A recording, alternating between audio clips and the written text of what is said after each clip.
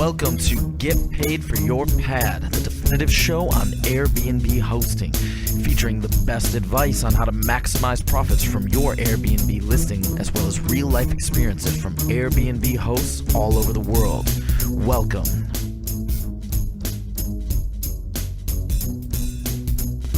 Get paid for your pad. Get paid for your pad. Get paid for your pad. Get paid for your pad. Get paid for your pad. Get paid for your pad. This episode is brought to you by Hostfully, a company that helps you make beautiful guidebooks for your listing. Make your own at hostfully.com/pad. And as a special for Get Paid for Your Pad listeners, you get a free guidebook consultation after you make your guidebook. Welcome back to another episode of Get Paid for Your Pad. Episode number 149. The big 150 is coming up this Thursday, actually. But today I'm talking to Tyler Knudsen. He's an Airbnb host in Chicago, and he also runs a website, the Laptop Landlord, where you can find information about Airbnb hosting. Am I correct, Tyler? Yep, you got it. Perfect. Thanks, Jasper. Awesome. How's life in Chicago? Life is good. We're finally getting some spring weather here. So, I think we're gonna talk for a little bit today, and then I'm gonna spend the rest of the day outside. Nice. Well, I have lived in Chicago for about 1.5 years. This is a long time ago, though. I moved in 2009, and I remember two things. It was extremely cold in the winter. Yep.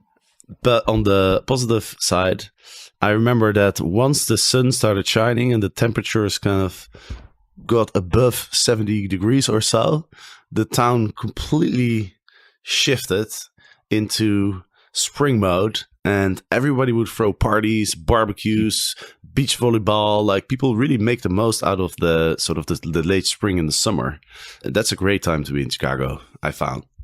Yeah, no doubt. Yeah, we definitely know that we have a limited time until that cold winter you mentioned comes back. So we like to get out there and have some fun while the sun shines for spring and summer, at least. Right. Yeah, it's a great city. It's a great city. I love going back there. Are you originally from Chicago, or? So I'm from just north in Wisconsin. So I grew up about 3 hours away from here, and so kind of through some different things, I've landed here in Chicago. So we've been here about 5 years now. So just a little bit longer than you, but we've had plenty of those cold winters and kind of beautiful summers. Awesome. Well, Wisconsin is a great state as well. I did a road trip along the Mississippi River all the way up to Lake Superior, I think. Spent a week there. It was great fun. Ate a lot of cheese. Yes. Which we do in Holland as well. So we have that in common. Yes. But let's get into Airbnb, because your story is quite interesting. So let me give you the chance to sort of introduce yourself and tell us how you got involved with Airbnb in the first place. Yeah. So I think, like a lot of people, I kind of accidentally became an Airbnb host, and then, kind of forgot about it, and, came back to it later out of necessity. So kind of my origin story as an Airbnb host was my now wife, then fiance, and I lived out in Eugene, Oregon on the West Coast here in the US. And I was at graduate school out there and was just kind of wrapping that up, and was starting to think about student loans, in the near future, and as well as kind of looking for work and things like that. And it was summer of 2012. And if anybody remembers, in late summer of 2012, it was the London Summer Olympics. But the U.S. trials for those Olympics were in Eugene, Oregon, which is kind of the track and field capital of at least the U.S. So there were thousands and thousands of spectators and athletes and coaches and people doing promotions and things coming to Eugene, Oregon, meaning that I think much like the origin of Airbnb itself meant that the hotels in town were overloaded. It's a college town. There's some hotels and things, but they quickly filled up with some of the early birds and a lot of the spectators that were going to come and watch the Olympic trials. Family members or just people from kind of near and far were coming, and they needed a place to stay.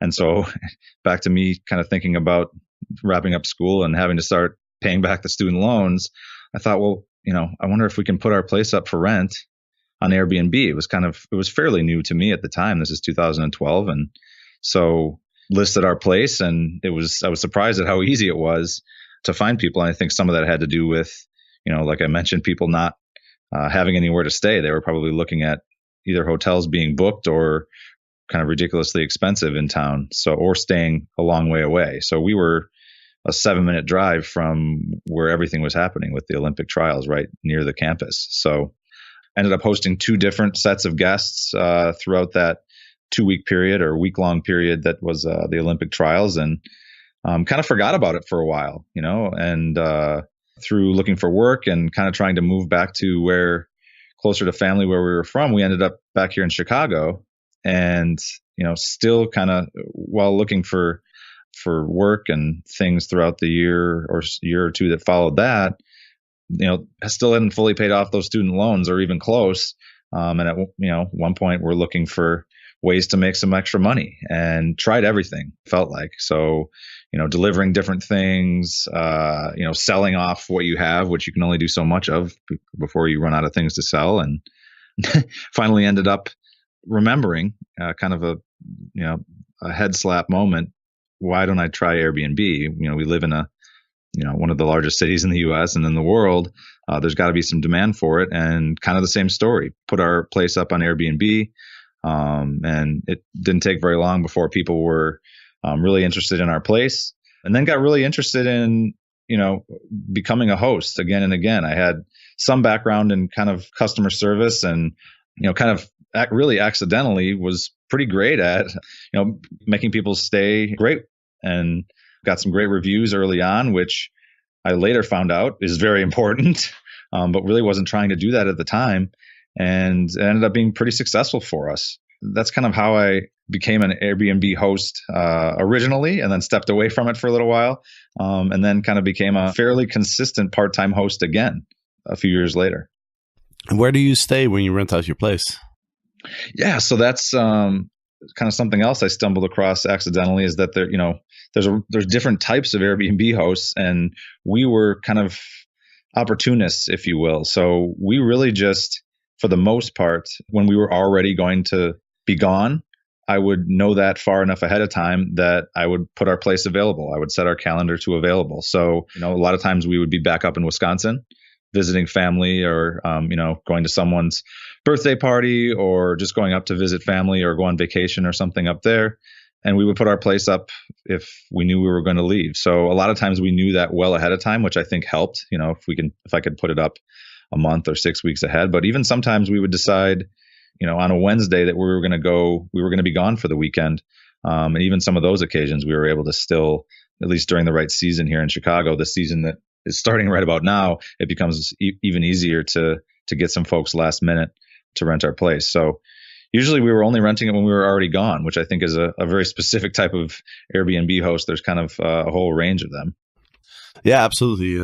And that's one of the cool things about Airbnb, is that you can use it so many different ways. There's also people who put their place up every weekend, and then if somebody books it, then they just go on a last minute city trip. Yeah, I know I've seen that before too, where people you could call it like a break-even weekend, where, you kind of do a staycation and you put your place up, and then, you just need to know that you're going to be able to, and it probably helps to be in a larger city. It would be hard to do in maybe a rural area, but, you can be confident that you're going to be able to find somewhere that's roughly the same as what you're collecting as a host. So, essentially you can kind of do a staycation and explore a different area of your own city for free after it's all said and done. Yeah, absolutely. It's pretty cool. Have you done that before? Well, I mean, I've always rented out full time. Yeah, my place. So, my place has always been available, except for maybe about 4 weeks a year where I would stay at my own place. But my good friend and co-author of the book, Get Paid for Your Pad, Josefa, he used to do that. He used to rent out his place in Los Angeles. He put it up on the weekends, and then if somebody would book it, he and his buddy, they were living together, they would just grab the car and drive to Vegas for the weekend. Yeah. And that would be exactly like you said, the amount of money that they would make on Airbnb would be their budget. So it's a cool way to use Airbnb. You've also started a website, laptoplandlord.com, and your goal is to educate other Airbnb houses. Is that correct? Yeah. So I didn't want to keep all this information myself. There was, even back in 2012, 2013, when I started noticing that, there were websites starting up like yours and others that I started bookmarking. I just had all these different resources that I built this little system for myself so I could reference different things on everything from photography to writing reviews to kind of some of the tips and tricks that some of the more advanced hosts were using. And I also realized that I was starting to get a lot of questions from friends and family about being a host. They knew that I had hosted people on Airbnb. And so whenever we were on one of those weekend trips or whatnot that took us out of town, people would ask me, oh, are you hosting guests this weekend? What's that like? And, kind of everything from, I could never do that, to, I think that's awesome, and they liked hearing the stories of different interactions with guests. So I thought, well, I've got all these resources. I really enjoy hosting and talking to other people about it. People are curious about it. It would be kind of selfish of me to keep all these resources that I had kind of so meticulously organized to myself. So that's what kind of led to me thinking about, well, why don't I put it out there on a website where I can share it with other people and hopefully help, whoever's just getting started with it, or even people that have already become hosts and maybe took a different path, just to help people kind of plug into this kind of exploding ecosystem of all these different resources now that weren't necessarily available back when Airbnb started. Yeah, absolutely. I mean, I remember when I started in 2012, I was kind of doing the same thing. I was searching all over the internet to find information. And then I wrote a lot of stuff down, and that was kind of the basis for the book. Host, I can't emphasize how important it is to share recommendations of things to do or eat near your listing beforehand. Your guests won't have to go through TripAdvisor, Foursquare, or Yelp. They won't have to scratch their head and think about possible places right in the moment.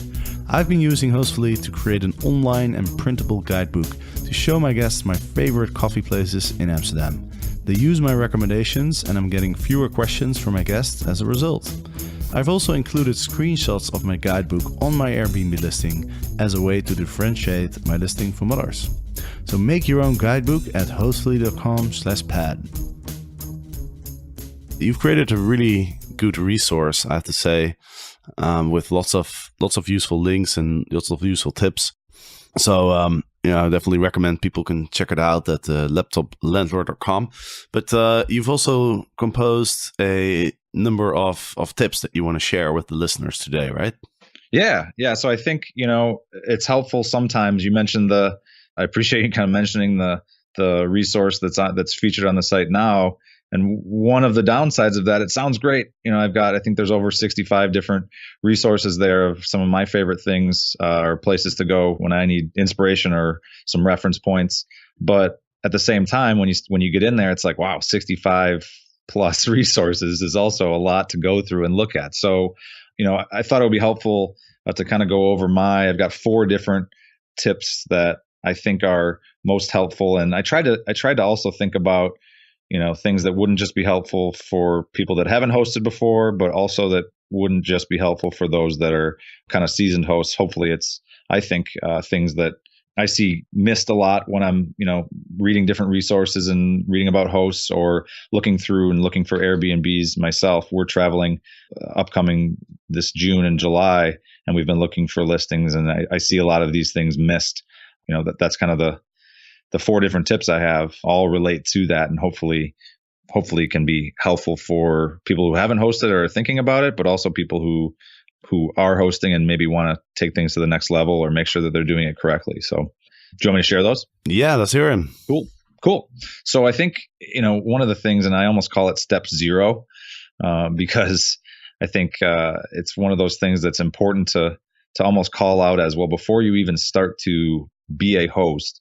I think it's important to figure out who you are as a host and what type of place you are. So, or what type of place you want to have. So, a few things under that.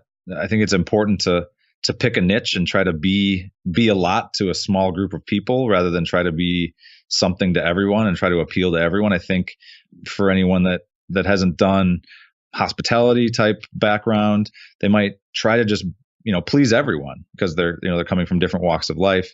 And I think it's a lot easier to create a listing that attracts the exact right person based on what your area is best suited for versus trying to please everyone. And I think a great example of this is what you did. And I know you've now sold your place in Amsterdam, but Jasper, you had your listing in Amsterdam, I know you've talked about before, was suited for couples. Is that right?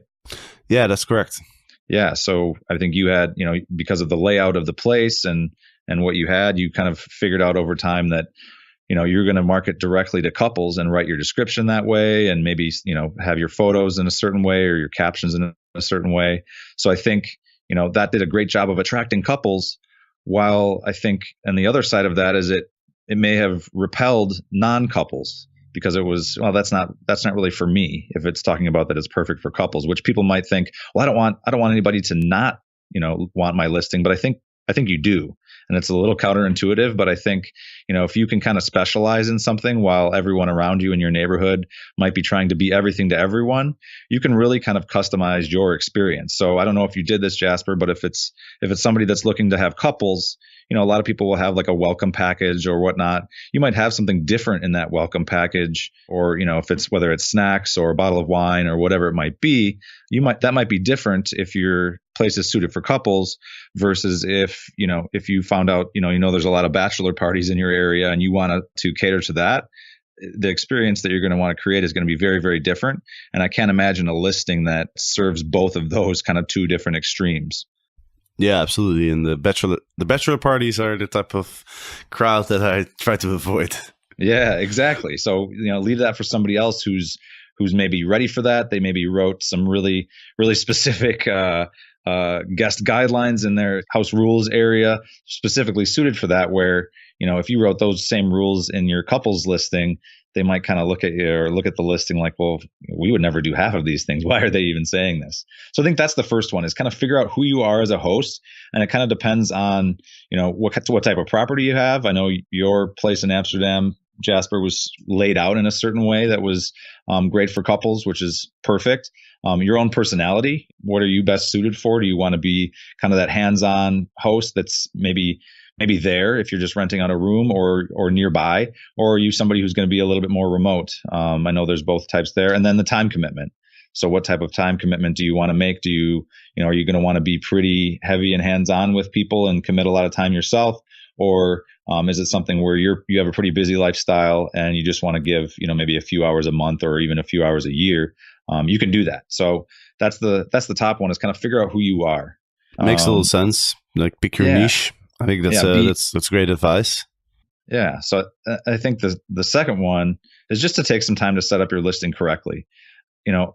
A lot of people, I see a lot of partial listings out there. So that can come in the form of, a headline, which is so important, the headline of your listing, a headline kind of just being, pretty vanilla or not thought out, or even relating back to the last point, being general versus making it very specific about your area.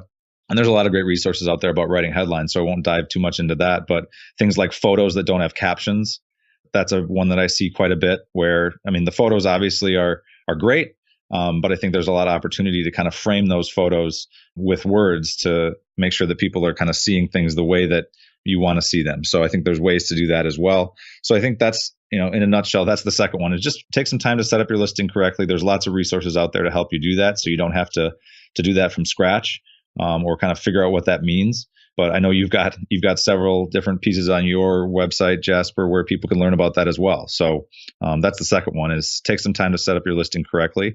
And then I think the third one is just to be proactive with customer service. And this is something I think that I mentioned a little bit before, is part of why, almost accidentally, I was able to be fairly successful early on as a host. Is, I had a customer service background, worked in retail management in the past. So, just kind of have that natural, ability to communicate with guests. So I think, to be specific around that, a few things that people can do is, I think it helps to over communicate with guests, or at least what most people would feel like they're over communicating. And, you can definitely go overboard with that. But I think the line to cross to where you're overboard is a lot further away than most people think it is. So some specific examples to communicate with guests before, during, and after they stay. That doesn't mean being in constant communication unless you kind of get a sense that the guest wants that from you. But, beforehand, I think it helps to send the guests, a guidebook if you have one, or at least kind of encourage them to look over the guide materials that you probably put into your listing on the Airbnb site. And instructions is helpful as well. So I think right after someone books is a great time to send that guide and instructions, or a reminder that they're listed on the Airbnb listing that you have.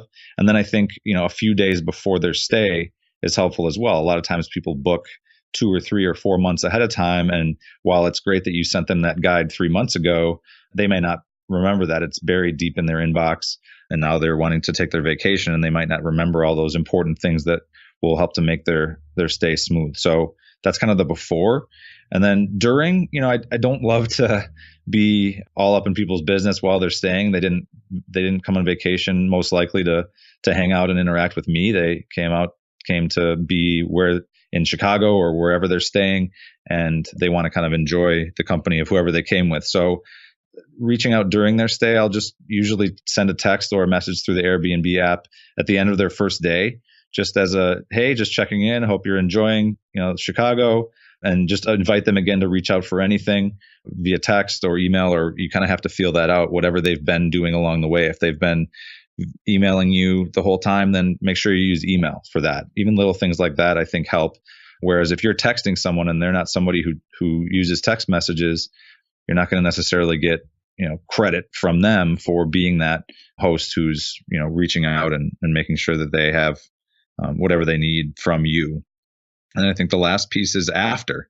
So, review them before they review you. So Airbnb, for those that don't know, have a two-way review system, which is awesome. You can kind of review both guests and hosts review guests and guests review hosts.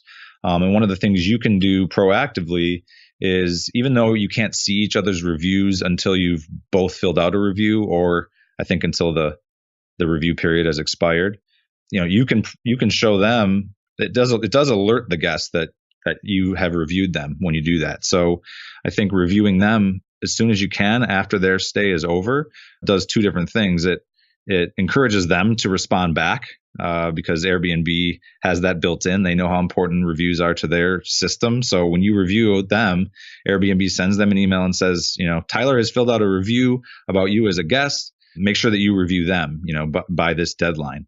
So it encourages that.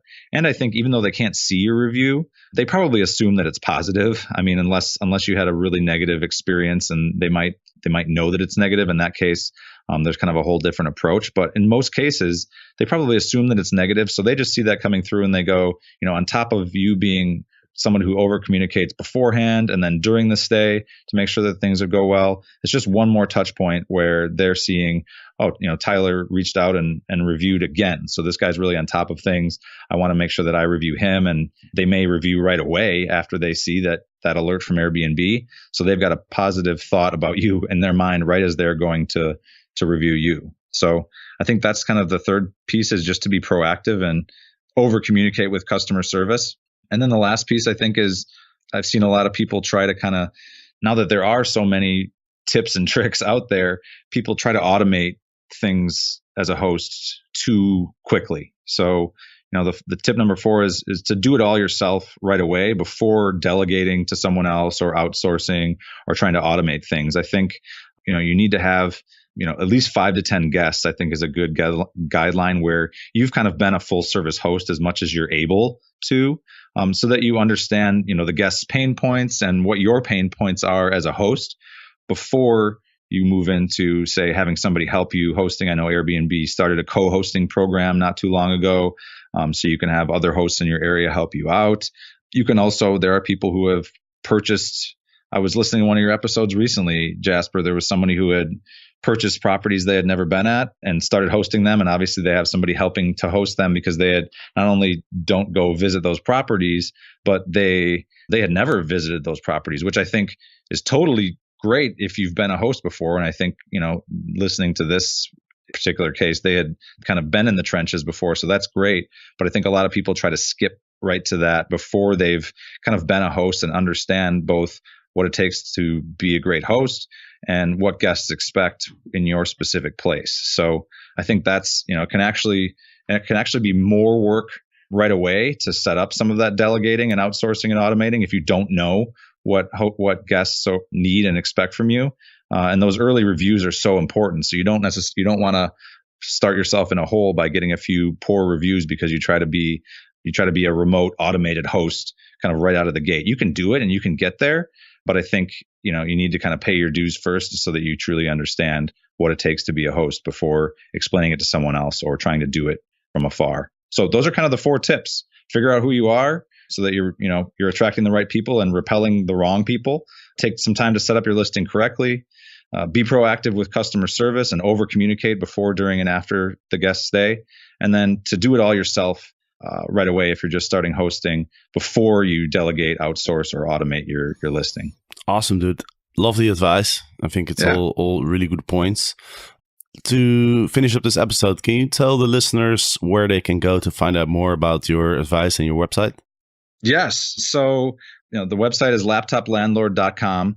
And I've got something specifically that I thought would be helpful for Get Paid for Your Pad listeners. So there's a quiz on there that will basically help you figure out what kind of Airbnb host you are. So going back to tip number 1 that I just talked through, you kind of need to figure out who you are as a host. So whether you're just starting out or even if you've been a host for a while, there might be some things that aren't quite going right or some friction points that are always kind of difficult and you don't know why. It might be because you're trying to be a type of host that's different from what you're best suited for. So put together a 30-second quiz that kind of helps you figure out what type of host you are. So I think, like I said, good for both people who are thinking about hosting and are listening to the show, but haven't really figured out how to get started. But also people that are already hosts. So they can go to they can find that at laptoplandlord.com/getpaidforyourpad.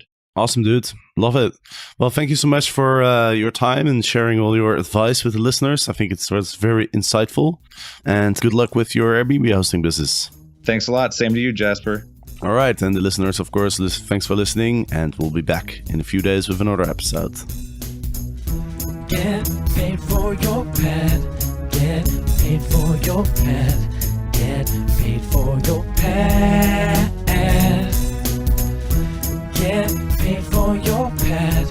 Get paid for your pad. Get paid for your pad.